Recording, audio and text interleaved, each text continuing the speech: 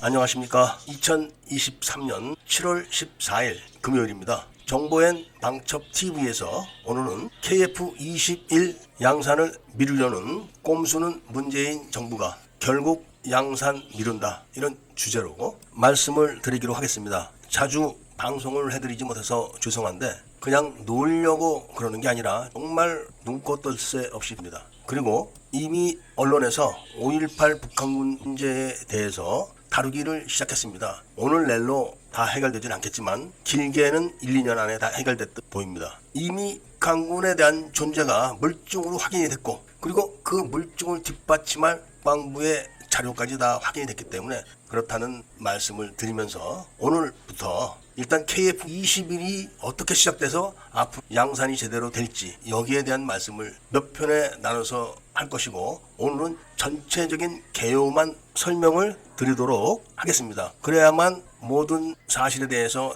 충분히 이해를 할 수 있기 때문에 그런 겁니다. 일단 KF21의 원래 명칭이 KFX 사업입니다. 이거는 김대중이 대통령 재직 당시에 공군 사관학교에 가서 이야기를 한 데서 비롯된 것은 맞습니다. 그래서 좌익들은 KF21의 공로자로 김대중을 꼽고 있지만 정말로 김대중이 KFX 사업을 하려고 한 것이 아니라 그 당시에 김정일이 김대중에게 지시를 해서 제2연평 해전을 준비하고 있는 과정이 바로 남한에 전달되지 않기 위한 언론 공작을 한 겁니다. 그때는 북파 공작원들을 김대중이가 모두 북파를 금지시켜놨기 때문에 북한에서 정보가 남한으로 전달되는 게 차단된 상태입니다. 그리고 김정일이 김대중을 불러들이기 위해서 일부러 얻어맞는 작전으로 했던 제1연평 해전에 대한 보복으로 북한 인민에 대한 신뢰를 회복하기 위해서 제2연평 해전을 준비시켜놓고, 북한 고속정이 화력이 약하기 때문에 육상의 전차포를 떼다가 고속정에 타는 그 작업을 하는 과정에서 김대중이가 우리가 KF-X 전투기를 개발하겠다, 이런 설레발을 친 겁니다.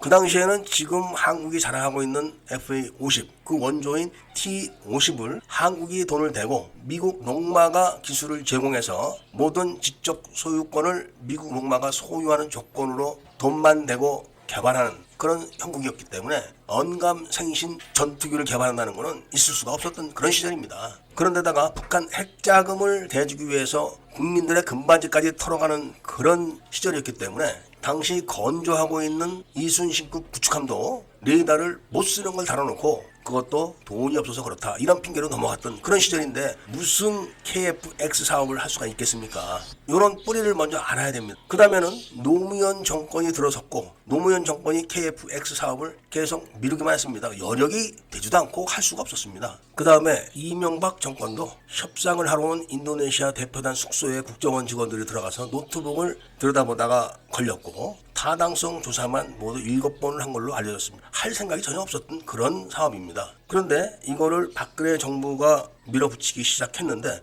그때 놀라운 사실이 드러났어요. 왜냐하면 미국이 주지도 않는 기술을 준다고 방사청에서 거짓 보고를 했었습니다. 바로 4대 핵심 기술을 미국은 준다는 약속을 한 적이 없는데 방사청이 준다는 약속을 했다고 이걸 보고를 했던 겁니다. 당연히 국정원이나 방사청 이런 기관들은 이미 총주회 장군들에 의해서 다 장악이 된 이런 시절이라 박근혜 정부가 있었어도 내부적으로는 전부 다 총주회 장군들이 좌지우지할 때입니다. 대한민국에 국정원이 있고 보안사가 있고 경찰이 있고 검찰이 있었어도 박근혜를 탄핵시켰던 태블릿을 바로 한 개인 건물의 수의에 의해 가지고 태블릿이 JTBC로 건너간 겁니다. 그러니까 개인 사건물의 수의가 국정원, 그 다음에 보안사, 검찰, 경찰 이런 거 위에서 놀았던 겁니다. 그리고 그 손에 의해서 대한민국이 넘어갔듯이 카이나 방사청장이 이쪽에서 임명했다 하더라도 그 내부의 세포들은 전부 다 간첩 무국을 하기 때문에 당해내지 못하는 현실이 지금의 KF21 양산을 못하게 하게 된 겁니다. 문재인은 KF21 사건만 저지른 게 아니라 마리론 추락 사건도 저질렀습니다. 그리고 그런 거를 검찰에서 수사하려고 하니까 카이 사장을 검찰을 지휘하는 민정수석으로 딱 임명해가지고 수사를 못하게 방해까지 했습니다. 이런 게 언젠가는 또 검찰의 업무 방해로 추가될 겁니다. 어쨌든 문재인은 임기가 남은 카이 사장, 그리고 그 카이 사장은 명백하게 인도네시아의 사업 파트너입니다. 그런 사업 파트너를 먹지도 않은 돈을 먹었다고 강제로 잡아다가 깜빵에 쳐놓으니까 인도네시아가 당황을 한 겁니다. 그런데 돈을 떼먹었다니까 말을 못한 거죠. 그런 사업 파트너가 횡령을 했다는 죄목을 무죄를 받고 석방이 된 겁니다. 여기서부터 인도네시아가 분노하기 시작한 겁니다. 사업 파트너를 강제로 내쫓고 자기들이 심어놓은 사업 파트너가 인도네시아와 한 약속을 다 깨버리면서 일체 접근조차도 못하게 하고 교차로 투자하기로 했던 거는 아예 모른 채 해버리는 겁니다. 그러니까 인도네시아는 그때부터 돈만 안 낸 게 아니라 잠수함 사업부터 모든 사업을 다 지금 틀어버리고 있는 겁니다.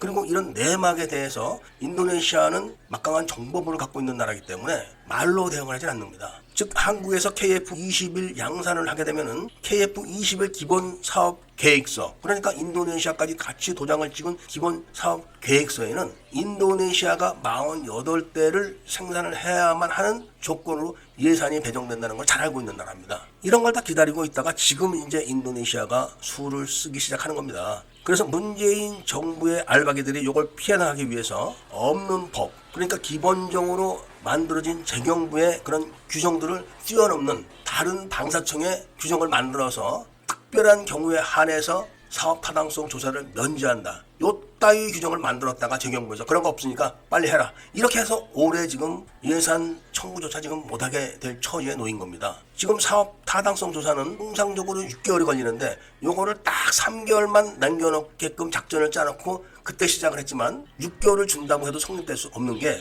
KFX 1차 양산 사업은 한국 40대, 인도네시아 48대 이렇게 해서 88대가 양산되는 것에 대한 예산이 배정되는 겁니다. 그런데 인도네시아 48대가 싹 빠지고 한국의 40대가 딱 들어서게 되면 예산이 나올 수가 없는 거죠. 그리고 이렇게 하기 위해서, 그리고 또 기술을 또 빼돌리기 위해서 사전에 없던 KFX 사업을 블록 1, 블록 2로 딱 나눠가지고 인도네시아를 반쪽짜리인 블록 1에서 딱 끝나게 일정표를 또 조정을 해놓은 겁니다. 아주 간악한 공작이죠. 인도네시아가 이거를 다 수용할 리가 없죠, 전혀. 이런 문재인 정부의 알박이들의 공작에 대해서 한편 나눠서 자세하게 말씀드릴 것을 약속드리면서 오늘은 일단 개요만 설명을 드리도록 하겠습니다. 구독을 많이 해주시고 좋아요와 알림 설정도 부탁드리고 이야기를 들어주신 데 대해서는 감사드립니다.